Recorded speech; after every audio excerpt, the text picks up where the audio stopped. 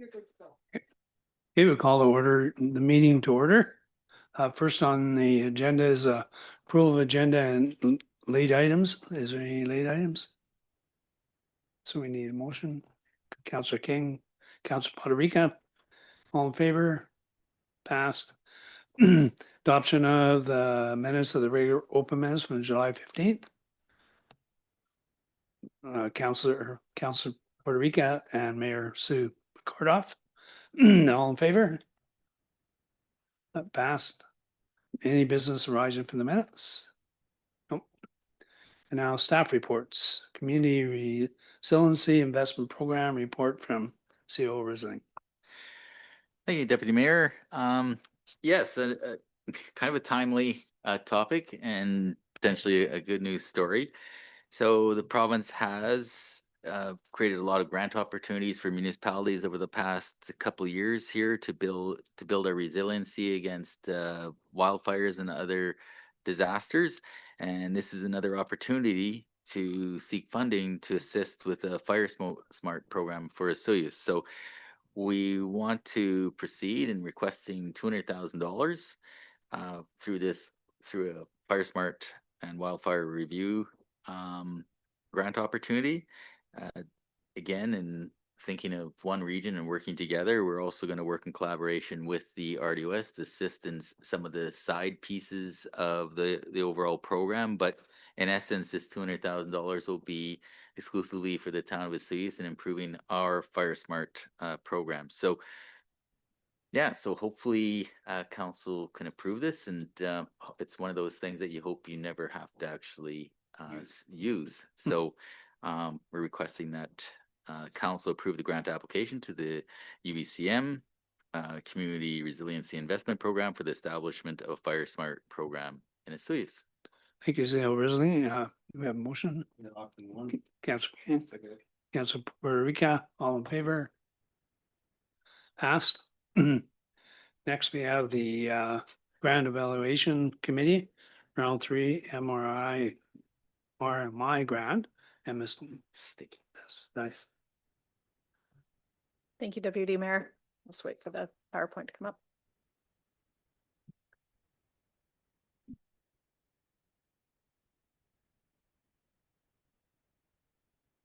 Beauty.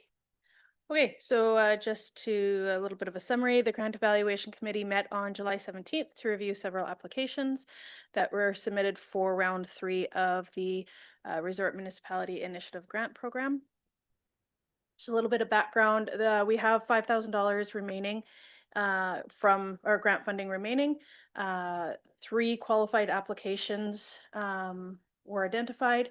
The Osoyoos Actors Inclusive Society, the Osoyoos and District Arts Council, and Music in the Park. So funding is available for visitor activity enhancement through RMI, and the criteria included application that the application be submitted on time, that it is a nonprofit organization, it is an appropriate financial request, it adds value to the community, there is a measurement plan in place, and there is a detailed budget.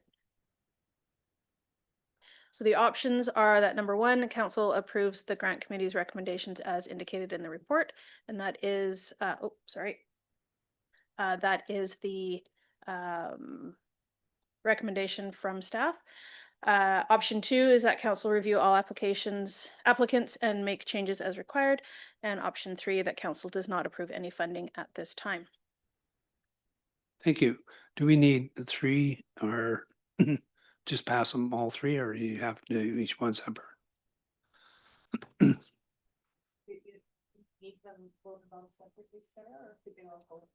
I think they can all go at once. Yeah. Okay, so I just need a motion. Councillor King, Mayor McCordoff, seconding it. Any discussion? All in favor? Yeah, Mayor McCartoff is online, so when I'm looking up in the sky, that's where she is.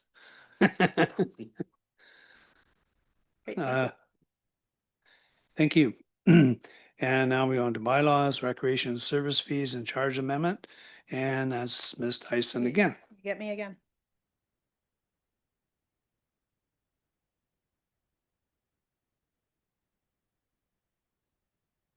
Okay. The reason for bringing this forward is the charges for the operation of Desert Sunrise Marina and the Memorial Bench program need to be added to a bylaw. Currently, they are just listed in policies. Administration would like to add these items to the Recreation Services Fees and Charges Bylaw 1180. A little bit of background, the Memorial Bench Program, cost for a bench is $2,000 plus an additional $1,000 for a concrete pad. Plaques are included in the fees, but additional plaques can be purchased for $500. For the Desert Sunrise Marina, 32 slips are available, 16 are operated by the town. The cost seasonally is $2,000 plus GST for private slips, $2,500 plus GST for commercial slips. And we also do charge a $100 damage deposit for keys and a $500 sublicense fee if slip holders would like to do that. To make it easier on program administration, damage deposit for the gate key would be not subject to any CPI adjustments. The fees were increased in December of 2024. And there are a number of documents that are related to the operation of the marina, including the Marina Operations Policy, the Public Moorage Regulations Bylaw, the Marina Moorage License Agreements, the Marina Office and Parking Stall Agreement, and the License of Occupation with the Province of BC. Okay. Thank you very much. And what would council like to do? Councilor Eureka. Thank you, Acting Mayor. That we move first 3 readings and that the bylaw be read. Seconder, Councilor John. All in favor? Pass. Okay, then move on to business license bylaw review. And that would be Ms. DeYoung.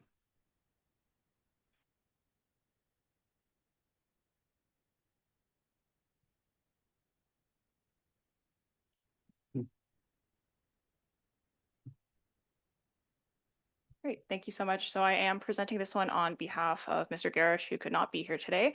But we are both very excited that we're able to bring this one forward. It's been a long time coming.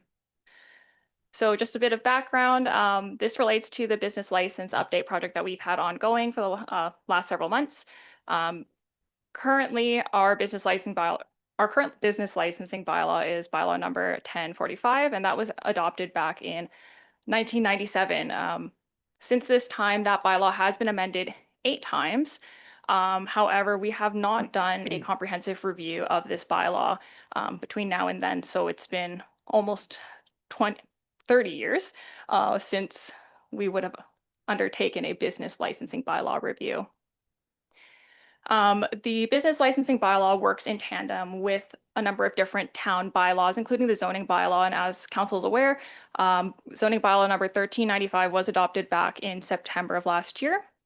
And it would be considered good practice to update the business licensing bylaw to ensure that it is consistent with some of the new terminology and use classes that have been included in zoning bylaw number 1395. Additionally, it would be imperative to update the bylaw to ensure that costs are actually reflective of what is actually being incurred by the town in terms of administration of a business licensing program in this day and age.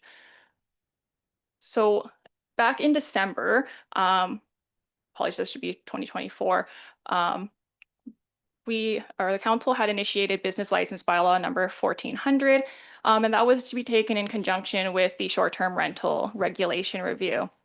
Ultimately, the intention of doing these at the same time was so that we could undertake an administrative update of the business licensing bylaw and also introduce new regulations as a means of implementing the proposed short-term rental pilot program, which I'll discuss in the next item a bit more. So in initiating the project, council had directed staff to undertake the necessary public consultation measures associated with business licensing regulations in accordance with the community charter.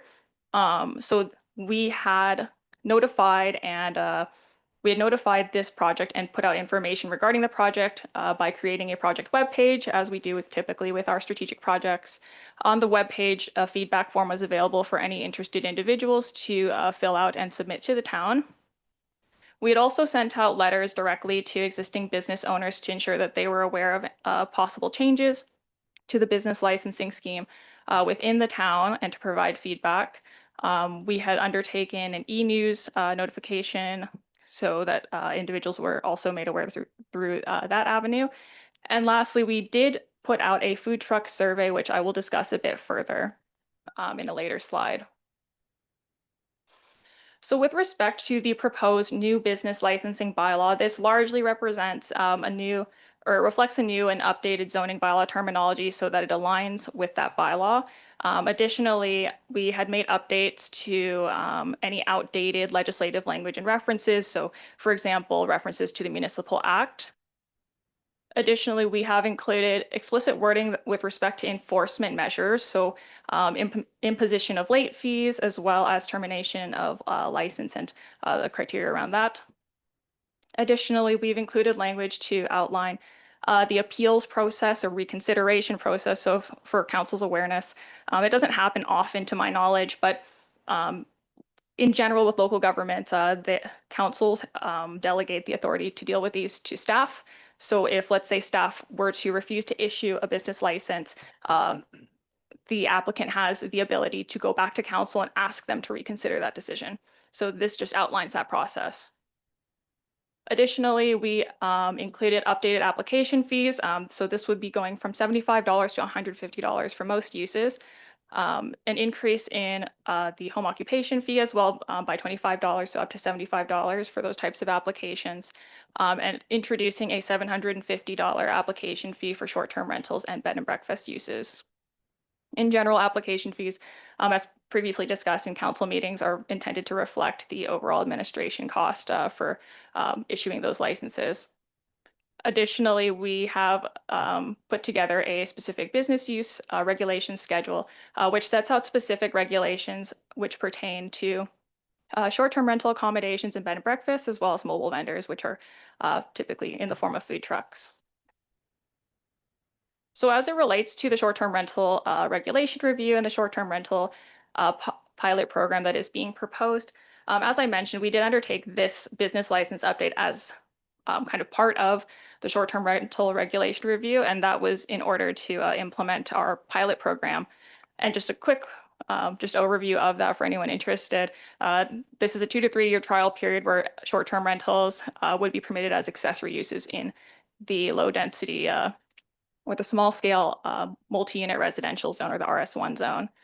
So in order to implement this pilot program, in addition to imposing a zoning scheme around it, we would need to put together a business licensing scheme. So essentially lay out what would be required to obtain a business license.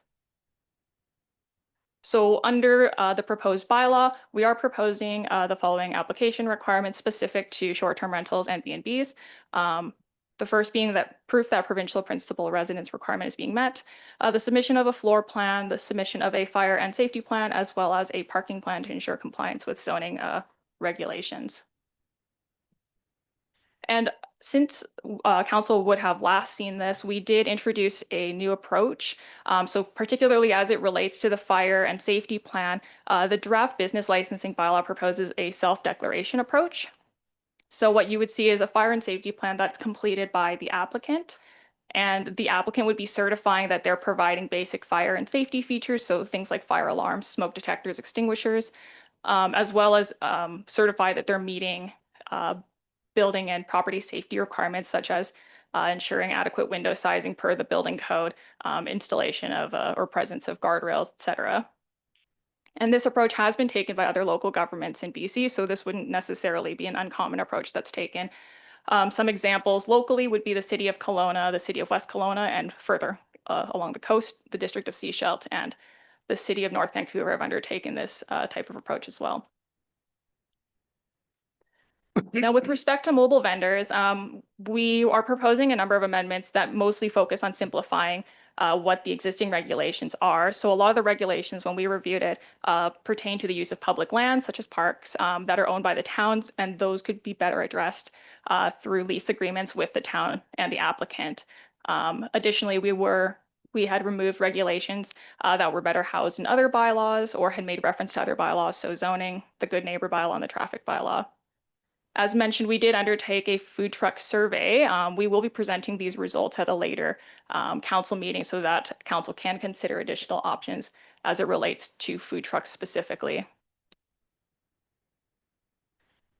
Should council choose, there are several alternatives, of course, available to council, namely that council may choose to modify the draft bylaw to address any areas that they believe are appropriate, or council could maintain the status quo and keep the current business licensing bylaw in its current form. However, we don't recommend maintaining it as is, just because it is quite outdated at this point. So just a quick summary, the proposed business licensing bylaw does represent a modernization of the existing bylaw and reflects current legislative references, updates zoning terms, and as well as updates the fees to ensure that they're meeting current day costs to administer a business licensing program. The bylaw also sets out the numerous requirements that would be required to support our proposed short-term rental pilot program. And at this time, we are asking council for further direction on this. However, we are recommending that the business licensing bylaw number 1400 be read a first, second, and third time. Thank you. Thank you very much. Council? Council? Yeah, thank you. Okay. Do you have a timeline for the food truck coming back to us? We haven't identified a specific timeline at this point. It would just take us going through the results and actually putting that into a format that is presentable to council, I think, in a digestible way. But it would likely be, it would be after the adoption of the business licensing bylaw. So it would be an amendment too, if council decides that amendments are required. Anyone else? Councilor Strong? Thank you. When determining the fees for a bed and breakfast operation, there was consideration taken to what the application fees would be in the surrounding area as well? Are you referencing like fees seen in other local governments? Yes. Yes, so we did take a look at that. I think there was a mix, like a range of application fees. Sorry, it was from a meeting quite a while ago. But I mean, largely it's really trying to capture how much time it actually takes staff to review these types of applications, and particularly with short-term rental applications and bed and breakfasts, it requires multiple staff members' involvement and input. So that's what the fee does come from. And maybe I can just add a little bit. Council did talk about this a couple times ago, and also with regards to the 2025 budget. And within the 2025 budget, there was basically a service package that talked about staff requirements to implement the short-term rental program and continue to maintain the B&Bs. And so that service package basically showed these rates would hopefully offset the staff costs. So that's how they were based. And so these costs are just reflective of what council has basically debated previously. Mayor McCordoff?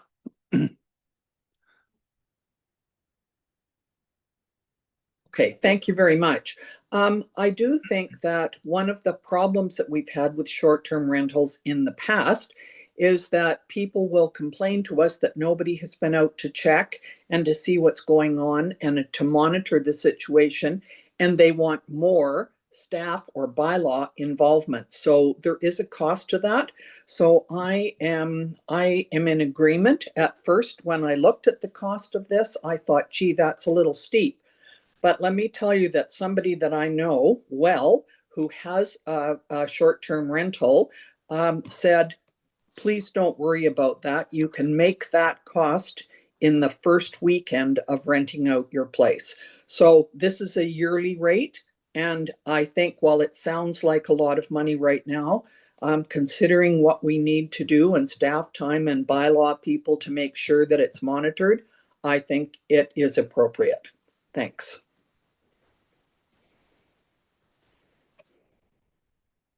Councilor? Well, thank you, Mr. Mayor.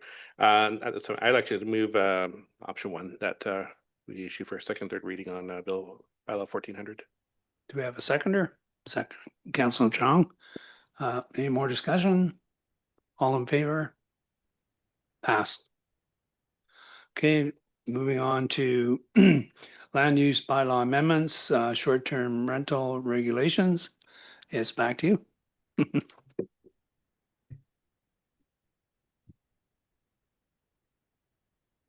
Thank you, and my apologies in advance. You'll be hearing a lot from me today. But this item is essentially the second half of what I had just presented as part of the business licensing bylaw update, except it's more on the OCP zoning enforcement side. So just a bit of background. I'm not going to go through this in very great detail at this point because I know council's heard this a number of times. However, the town's OCP bylaw sets out a number of policies with respect to short-term rentals and tourist accommodations. Specifically, we have policies within our OCP that I believe were introduced as part of the 2021 OCP review process. That speaks to establishing policies regarding the regulation of short-term rentals, as well as imposing or implementing a new permitting process specific to short-term rentals. Additionally, council and the town has to, of course, balance the needs of the tourist, being a resort municipality, the tourist economy, as well as housing. So this is reflected quite a bit throughout the OCP bylaw and its numerous policy statements. So further to this policy direction that was introduced to the OCP, the short-term rental regulation review project was initiated by council back in 2022 with the purpose of exploring the various options to incorporate short-term rentals within a way that balances both the positive and the negative impacts of those uses. So with this came the idea of a short-term rental pilot program, which was intended to be a 2 to 3 year trial period. As part of this program, the zoning would be amended to permit short-term rentals within the low-density residential zone, so which is today's small-scale multi-unit residential or RS1 zone, and that would be within a principal dwelling unit, a secondary suite, or an accessory dwelling unit.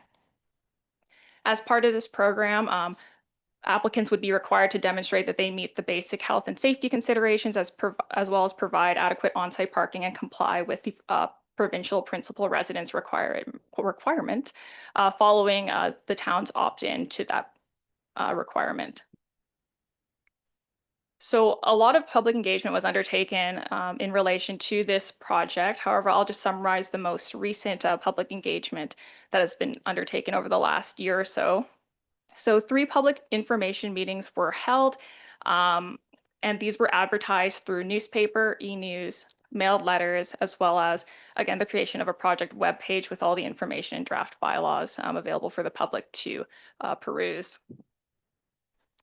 We undertook 2 different surveys. One was a broad community survey that went out to all citizens for those who were interested to complete, and one was targeted, which was distributed specifically to the strata, hotel, resorts, and other non-residential strata developments in town that provide for tourist accommodations. We worked through this with Urban Systems, who summarized their findings of these different public engagement works in a What We Heard report, which was presented to council, I believe, back in May. This is really small, so I will just give a quick summary of the key themes that they came out with. So Urban Systems had indicated in their report that through the collection of public feedback through the various methods, there was public support of short-term rentals, and there was support for the short-term rental pilot program. There were concerns that were highlighted regarding the negative impacts of short-term rentals on housing availability within the town. However, there were also positive impacts that were flagged, specifically that it supported tourism. Additionally, the report noted that there were some concerns regarding the town's ability to implement, administer, and enforce such a program. And there was a mixed support that was found for the principal residence requirement and maintaining that in the future. And lastly, there was a demand for various educational guides and resources in order to explain the different requirements and processes, because with it being particularly multi-layered, it is quite a confusing process to have to navigate. So with respect to the proposed amendments, we are looking the OCP amendment bylaw that's part of this project would introduce new policies related to short-term rentals into the bylaw, specifically indicating support for short-term rentals on lands designated as low-density residential as well as tourist commercial, where they're consistent with zoning.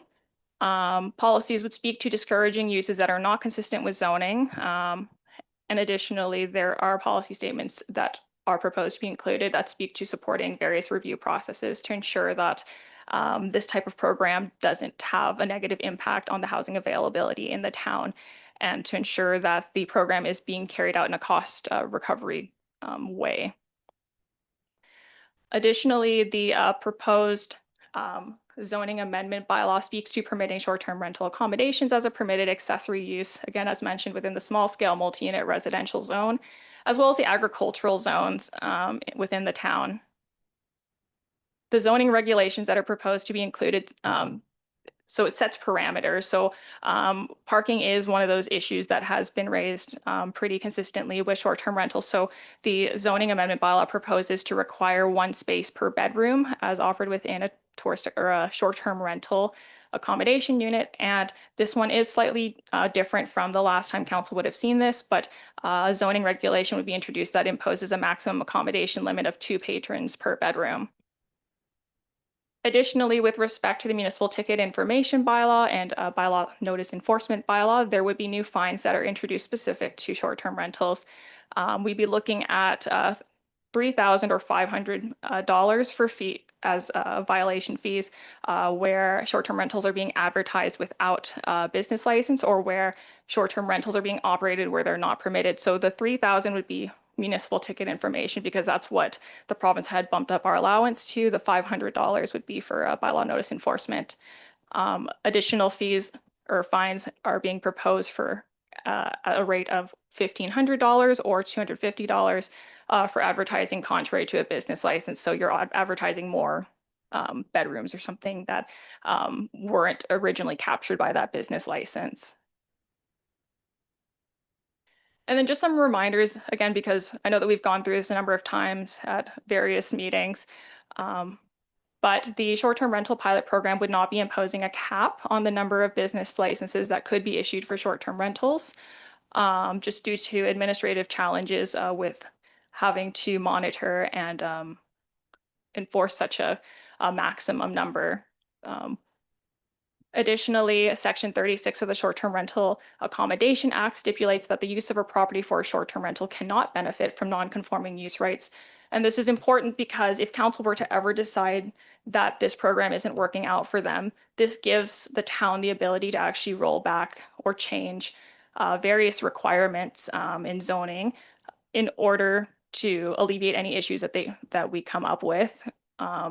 And this can be undertaken without creating this new class of grandfathering or grandfathered operations, which can become a very difficult challenge to deal with from an enforcement standpoint. Additionally, and as mentioned in the last item, this program would be implemented via zoning, OCP zoning and enforcement bylaw amendments in tandem with the business licensing bylaw.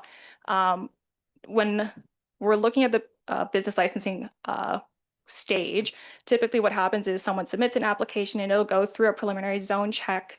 So staff would actually be able to, at that point, review all the submitted documents that are required as part of a business license application for short-term rentals.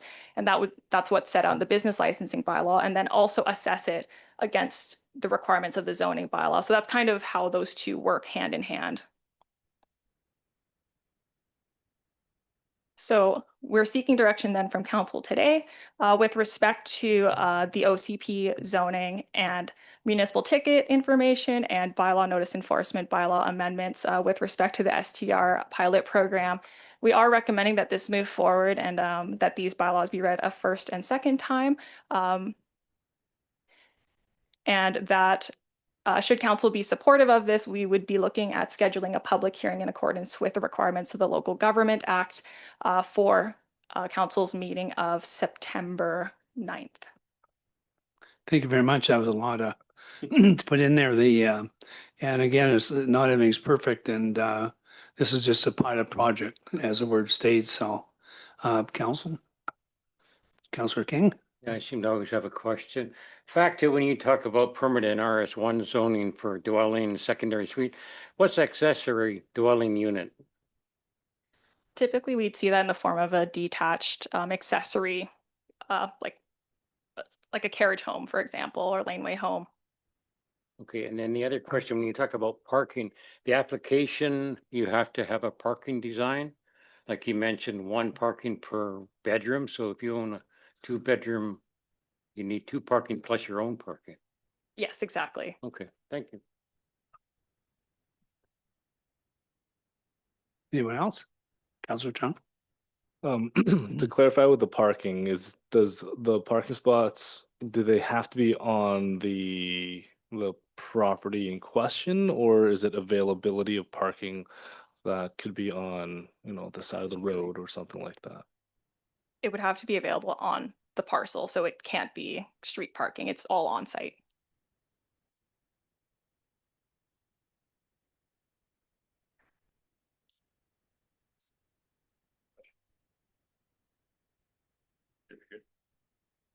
I'm good. Thank you, Acting Mayor. At this time, I'd like to move option one, that OCP Amendment Bylaw 1375/07/2025 be read first, second, and proceed to public hearing, and that a business license bylaw 1400/2025 MPI Amendment Bylaw 1279.25/2025 and bylaw notice. In fact, I'm trying to shorthand as much of this as possible. That one be read first and second time, and that council considers the process as outlined in the report dated August 12th.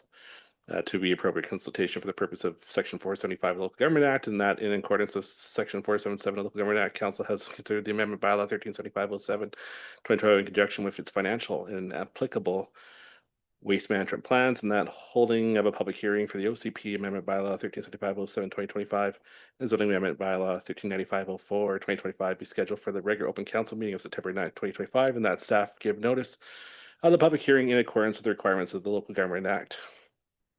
Have a seconder? Chung? All in favor?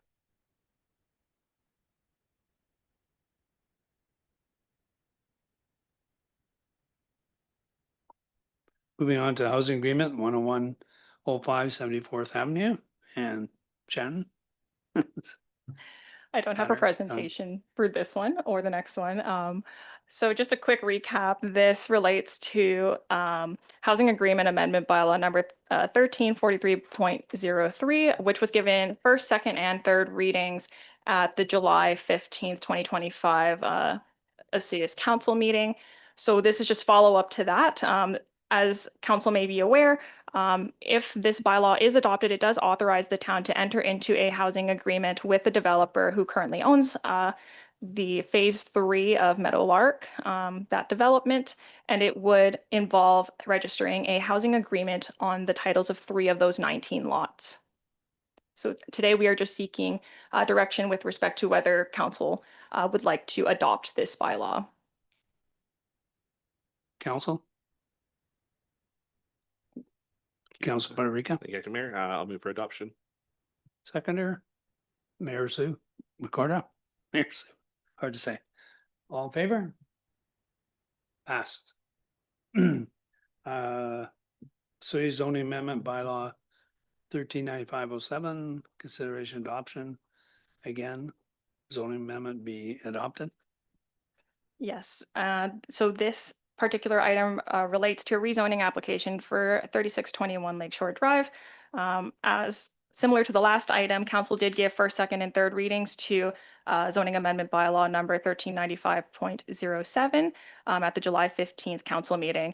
And if adopted, this amendment bylaw would rezone the property from small scale multi-unit residential to small scale multi-unit residential site specific, with a site specific provision that the minimum parcel size be 665 square meters. This would allow the applicant to undertake a 2-lot subdivision as currently proposed under subdivision application S24-02. Thank you. Council? Council Chung, Move option 1. seconder. Council Puerto Rico, all in favor? Passed. Okay, moving on to 5-year financial plan amendment. CEO Rising. Thank you, Deputy Mayor. Yeah, this report is the result of previous council direction. As council's aware, there was a decision made to look at, I guess, a quicker fix to our operations yard shortage of staff space. And so we wanted to make an amendment to purchase modular offices. This is something that can hopefully be in place by year end and defers or potentially even eliminates on that existing site the construction of additional permanent space. So, and number two is council's aware of some of the damage that's been occurring to some of our buildings out there, specifically the Arts Council building roof has incurred significant damage and requires some replacement, and therefore council asked administration to proceed with the financial plan adjustment to be able to afford or make those two adjustments for this budget year. So administration is recommending that the 5-year financial plan amendment bylaw number 1401.01 2025 be read a first, second, and third time. I think it's important to note that as we're going forward into the next budget cycle, a lot of our infrastructure is aging, and so we're likely going to have to look really hard at some of the numbers that we have associated with maintenance of our existing buildings, and on top of that is at some point here in the near future developing a stronger plan on how we're going to manage our existing assets, because a lot of them are at or exceeded their expected life, and so some plans need to be put in place so we have at least something to target as far as potentially a multi-purpose facility to house a lot of these nonprofits and other I guess recreational opportunities that are provided to our residents and tourists. Thank you. Thank you, council. Councillor Chung, Move option 1. seconder, Councillor King. Discussion, all in favor? Approved. Councillor King or? Okay. And then next one is notice of motion, and anybody in council that would like to speak to that? Councillor Chung. That would be my notice of motion. Never done one of these, so this is inaugural notice of motion. That council directs administration to allocate $3,500 from the economic development budget line item to the local, well, the name is a supporting local physician recruitment working group to assist with accomplishing their mandate. And our mandate, just to clarify, is to bolster healthcare availability through retention and recruitment strategies for medical professionals, including medical residents and MDs who may be coming in to complete a clinical rotation. And our goal is through a lot of our really cool community outreach and other initiatives to just show them how amazing the South Okanagan is, and hopefully that we can attract them to staying. The number for 3,500, all over council, I forgot when, but fairly recently had voted on their contribution, and I believe it's only fair that we also contribute to an equal amount.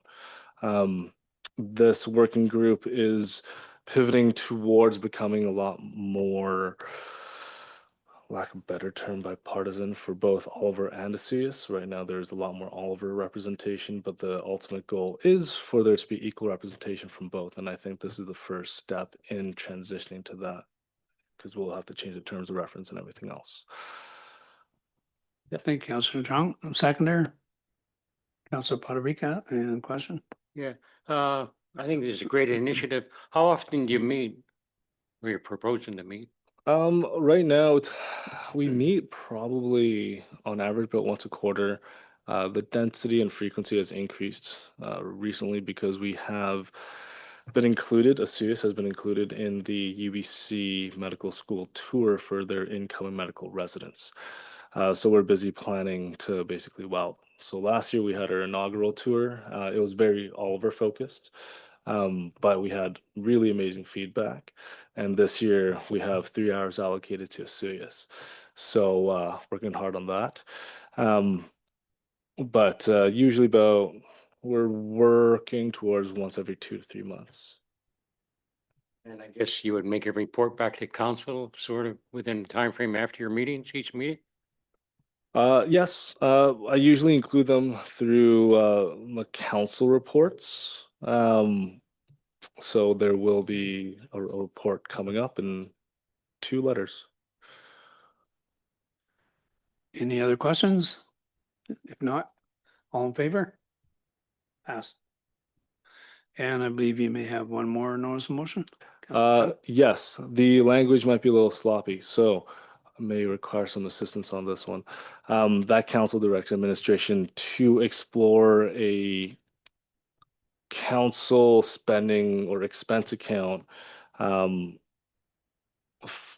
the express purposes of our execution of our council duties. The rationale between this one for this one is our current expense procedure is a little arduous and it's really ad hoc.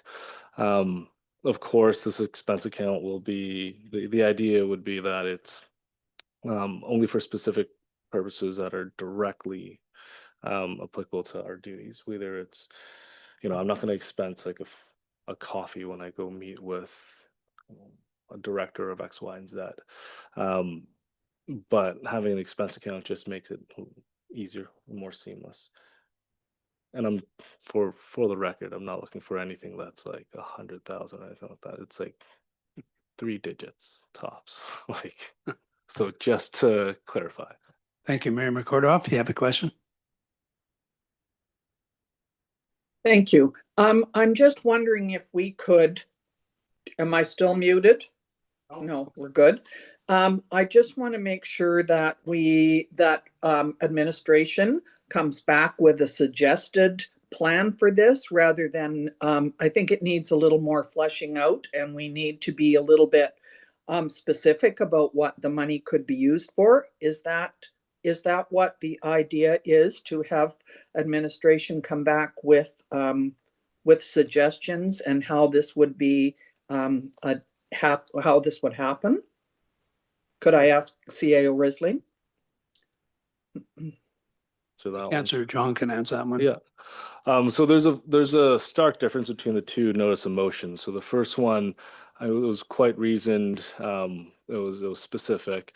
This one is purely that we direct administration to explore this policy and to come back with a report as to options by which then we can discuss and then potentially implement it. Thank you. That makes sense. Yes, Would it be helpful if I read back what I think we captured? Yep. For everybody's Thank you. benefit? Okay. And you can correct me if I got any of this wrong, that council direct administration to explore a councillor spending account for the express purpose of administering their elected official duties. Good? Yeah. Okay. That sounds great. Yeah, okay, the second. Sound good. All in favor? I guess we don't need a vote now, do we? Yeah, because we're going for. Okay. Okay. So then reports, committees and report of the CEO. Thank you, Deputy Mayor. Yes, so I think I'm going to start out just with the Desert Park Recreation Building. As councils and the public's aware, a few weeks ago we had that windstorm come through and there was some fairly significant damage to the Desert Park building. We've have had some people look at it. Unfortunately, we still don't know the exact status of it. The recommendation came back to look at the pretty much the entire wall. We do know that the piece that has blown off is infrastructure damage, but we need to take some further steps. So we don't really have a timeline yet on when some of that information has become available and what potential costs may be, et cetera. But I just wanted to let the public know and council know that we're continuing to look at that building. Back to, I guess, the fun and games. Last set of swimming lessons is August 18th. The Cactus Kids Day Camp registrations have been remained solid, with most of the weeks completely full, 55 children each week.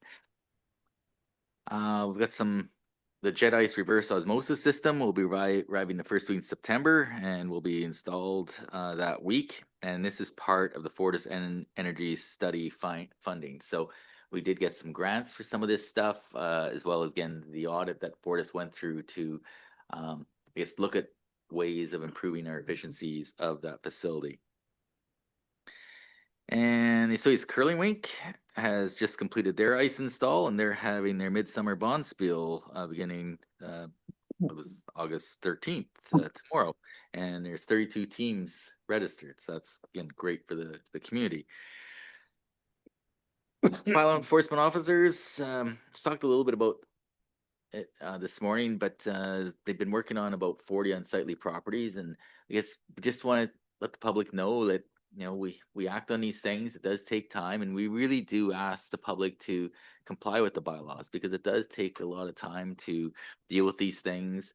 And the more that they can comply, the less we have to come to council asking, or at least considering, additional staffing resources. So we want to keep taxes low, but we also need cooperation from our residents to comply with the existing bylaws. Want to reiterate the success of the grant application. We received a joint grant in the neighborhood of about $160,000, and again, the region working together, so with RDOS, Karameas, Summerland, to update our evacuation plan. So again, that was announced previously, but it was good news, so I thought I'd repeat it. New businesses, Centrix gas station, Live Aloha, A to Z Pro Carpentry, Wings of Change Coaching, which is an online service, Access Mechanical and Plumbing Limited, Platinum Pro Enterprises, which is basically a painting and finishing company, Bestseller Books and Tours, Bustuyas, I think that's how you pronounce that, Health and Wellness, and JEM Contracting Limited. Sign permits issued, Centrix Gas, Cascadia Credit Union, and Bestseller Books and Tours. So a lot of businesses opening up in the last little bit, which is great to see. On the fire department side, they're kind of the heroes of the last 24 hours. Some other good things that they were doing is they were at the farmers market on July 5th, and they've been doing some Fire Smart presentation at the senior center. We've also been doing a lot of training, and I think I wanted to express the, again, gratitude for these volunteers. They do a lot of training, and that training, and I spoke to Deputy Fire Chief McCaskill, some of this training did apply to the fire yesterday, and without that training, maybe the result wouldn't have been as good, because they were the first on scene. And from an operational services perspective, I just want to talk about the recycling audit. Please, we're looking for support of the community and ensuring that we can improve our recycling audit scores. We received another review a few weeks back, and we failed again. And so I guess we're really concerned that potentially there could be fines levied against us, and that will just get passed on to our residents. So some of the key things that we find, and the bigger ones were the textiles, so people throwing away clothes, glass, metal, and books. In our recent audits, we have staff, again, going door to door, looking in people's garbage. We are finding a lot of people actually putting recycles into bags. You don't have to do that, and in fact, it's a no-no. So if you do put recycling into bags, please take the bag off once you empty it into the bins. That's one of the big things we're finding, and glass and some of the other things. But yeah, so just hopefully, please do what you can to ensure that we pass our next audit. And just again, reminder, water restrictions, I'm going to keep repeating that because that's an important piece. We are out of water, And so please convert to the 3-zone water restrictions now, the 3-zone methodology, as well as it's still everybody's only on 2 days a week. And even though I mentioned it this morning, I do want to say it again for those that aren't watching, didn't watch this morning. Just want to thank the region for their incredible support at the fire yesterday. And I just want to take a couple seconds just to repeat what I did this morning as far as the regional collaboration and dealing with our fire yesterday. And just an incredible show of support within the region. And the fire departments of Karamias, Apex, Caledon, Anarchist, Oliver, Willowbrook, OK Falls, and Naramata, they were all part of responding to that fire yesterday. Obviously, BC Wildfire, tremendous job they did with aerial support, RCMP, Fortis, and of course the RD West. And I do want to thank also some of our staff. There is things that go behind the scenes, so we do call on staff to assist the things here, including those at Sonora Center. There's preparation work that goes into place in case we do have to do an evacuation. So there's lots of things that happen behind the scenes. So I do want to thank our staff. I think one other one, ESS, was also here. So the representative, Ken, was here ready to help if he could. So again, I know I'm repeating, but I think it's such a good news story, and things could have been a lot worse. And that concludes my report. Thank you, Zio Risley. Now, Councillor King. Thank you. I'd like to just make a big, Just a minute, sorry. Oh, and sorry, Oliver and Nisui's Search and Rescue. Sorry, I missed those folks. They're always outstanding. Okay. Puerto Rican Chung. All in favor? Pass. okay, my report, I'd like to just give a big shout out to the volunteers with music in the park. They're doing a great job. Had the chance to go see Elvis last week, and he was really well deserved. I think there was about 1,800 people there, and that's my report. Thank you. Next one is Councillor Bennett on here. So I just met with MP Conings and July 16th, July 17th, evaluation committee. July 26th, helped out with the Friends of the Library book sale. And I was bringing that up because out in the front step here in a couple hours, they raised over $1,500 for the library. It was amazing. And then this week I had the fun going down with the Cactus Club kids at the sailing club, and they went on the water in kayaks, canoes, and sailing, and they just had a great time. And again, to the fire department, I know we just looked at their response time, went down from their last report from 10 minutes down to 8 minutes, and it really showed last night. So congratulations to them. And now, Councillor Chong. Thank you. So July 17th, grant evaluation committee meeting. One of the things I do want to highlight with that one is we did release funding towards Osoyoos and District Arts Council because they want to host grant writing seminars. They also want to host additional training opportunities, using different apps and different programs to create more user-friendly marketing materials, and even potentially bring in someone who is more well-versed with, ChatGPT and other AIs and LLMs to help with just streamlining a lot of the administrative load, which I think is, it's an investment. That's how I see that one. So, and then July 22nd, we had our supporting local physicians recruitment working group. I think we're working on the name. It's a little long, but so a few updates. The urgent care center opened in August, so it's only in operation on Friday as of right now. The goal is to expand it 7 days a week. Currently, we're seeing it's kind of a soft open so that we can streamline the logistics and admin aspect of it. And it serves as like 7 birds with 1 stone. So Dr. Robin Craven is going to be the head of that facility, and it will serve as a medical residence training facility as well. So delegating so that we have as many bodies as possible to offload the emergency department at SOGH. So really excited about that one. And then also progress is being made with the housing units beside SOGH. So currently they are intended to be 2 2-bedroom units. We don't other details are to come. With that, Senpak Chen has also graciously offered to provide childcare for healthcare professionals who, if they're coming in to do a locum or to cover some clinical care, then they know their children are being taken care of, which is really awesome. And then upcoming September 10th, we have the medical residence tour that I touched on briefly. More to come with that one. We'll debrief on the next council meeting. With that tour, though, we are asking local businesses for donations for gift baskets. And now these gift baskets are tailored specific to each resident, so there'll be 6 residents. They filled out a pretty in-depth survey to highlight their interests, so that we're trying to tailor their experience and show them if they like hiking. Here's a trail map, and here's maybe like a guided hike with one of our local guides.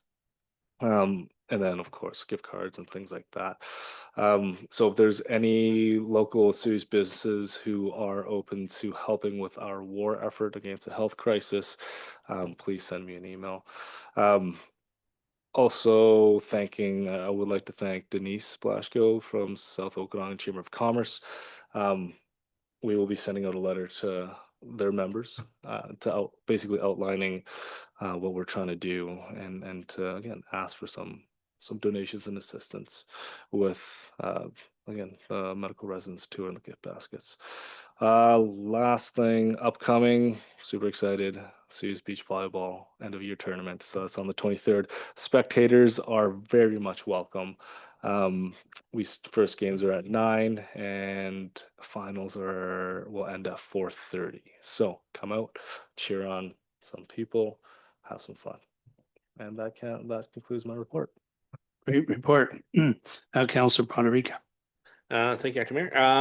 Not too much to report other than on the 16th attended with Majority Council, a meeting here with MP Helena Conans, our new member of Parliament. Had a good conversation there. And again, thanks again to our first responders for yesterday's response. It was great to see how fast it was attacked, but also how fast the fire was extinguished. And we were able to return to some type form of normal. And other than that, I just want to congratulate, I guess, Home Hardware on their 40th anniversary this weekend. That's a pretty good milestone for small business. They've been around forever, very active in our community, and just want to thank them for the great work that they do. And that's my report.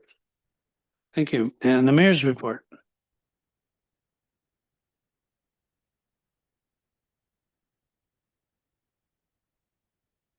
And tap to.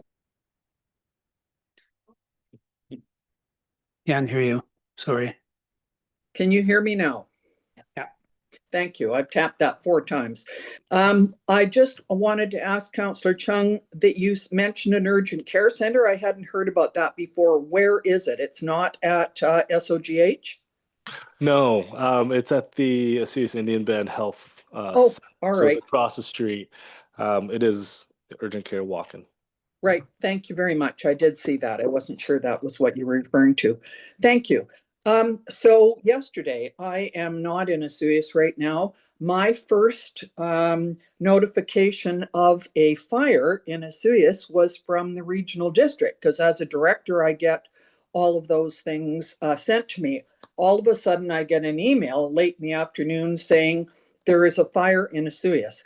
So that was a little scary to have happen. However, I was certainly able to find out information pretty quickly on that. And I'm absolutely amazed at how quickly things were happened, and people were there, and fire departments and RCMP and BC Wildfire. They have done an amazing job. And it was shortly after that I got an email saying that the fire was being held, and that was pretty amazing. I just got a notification from the RDOS right now that said the evacuation alert has been rescinded. So it was put in yesterday. It's now, they have to go through a procedure of making sure that all the boxes are ticked. And I think that's pretty amazing. Less than 24 hours from the start of a fire, and there are wonderful pictures that I've seen about the firefighters and the planes and so on. Phenomenal work, absolutely, to everybody that was involved with this, town staff and all of the support workers from the regional district and certainly in the town of Vesuvius and our local fire department, of course. Absolutely amazing. So I also wanted to say that Music in the Park has done an amazing job this summer. I know there's a few of them left. And I understand that there have been many, many people attending. I haven't attended as many as I have wanted to. I normally, over the last 8 years, have attended all of them, but I've had a medical problem, which has not allowed me to sit down there for a long time. However, totally in support of Music in the Park. I think they're a great group and they've brought in great entertainment. And I was talking to Francis Solojuk the other day, who phoned me to say that Home Hardware was celebrating their 40th anniversary.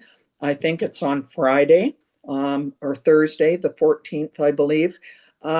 They have been, the Solojuk family have been amazing stewards of Home Hardware. I know that there are people that come to town to golf, to visit wineries and visit Home Hardware. So I wish them all the success. I know that they've invited the community to come down and have some cake and attend the ceremony. So I'm just sorry that I'm not there to attend that one, but I wish them all the best. And I absolutely had a good meeting with MP Conans, who is really working hard to try and understand the constituents' concerns in her area, and appreciated having that meeting with her. So thank you. That's my report for this time. Thank you, Mayor McCurdoff. Now I just read this bottom part, right? That pursuant to section 90-1 of the community charter, a part of the council meeting may be closed to the public if the subject matter is being considered relates to one or more of the following. 1, section 90-1A, personal information about an identifiable individual who holds or is being considered for a position as an officer, employee, or agent of the municipality or other position by the municipality. 2, section 91E, the acquisition, disposition, or expropriation of the land or improvements if council considers that disclosure could reasonably be expected to harm the interests of the municipality. Section 91G, litigation or potential litigation affecting the municipality. And motion, Councilor Poderica,